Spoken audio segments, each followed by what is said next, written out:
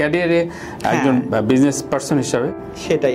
যখন ট্রাভেল করতে করতে আমি দেখলাম যে আসলে এটা একটা ভালো ইন্ডাস্ট্রি আর কি। এখানে কিন্তু বাংলাদেশের মানুষ আগের থেকে অনেক বেশি ট্রাভেল করে।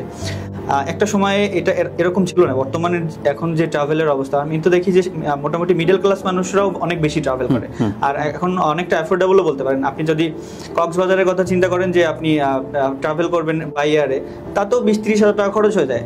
আর আমি দেখলাম যে মালদ্বীপ, শ্রীলঙ্কার মতো দেশ আপনি 40-50-60 হাজার টাকায় ট্রাভেল করে ফেলতে পারছেন। তো সেক্ষেত্রে মানুষ অনেকেই এখন ওই কক্সবাজার থেকে সরে এসে অনেকে মালদ্বীপ চলে যাচ্ছে, অনেকে শ্রীলঙ্কাতে চলে যাচ্ছে, নতুন একটা দেশ এক্সপ্লোর করছে। থাইল্যান্ড চলে যাচ্ছে মাত্র 30 হাজার টাকার টিকিট প্রাইস, 40 হাজার টাকা দিয়ে একদম সুন্দর ঘুরে আসতে পারতেছে।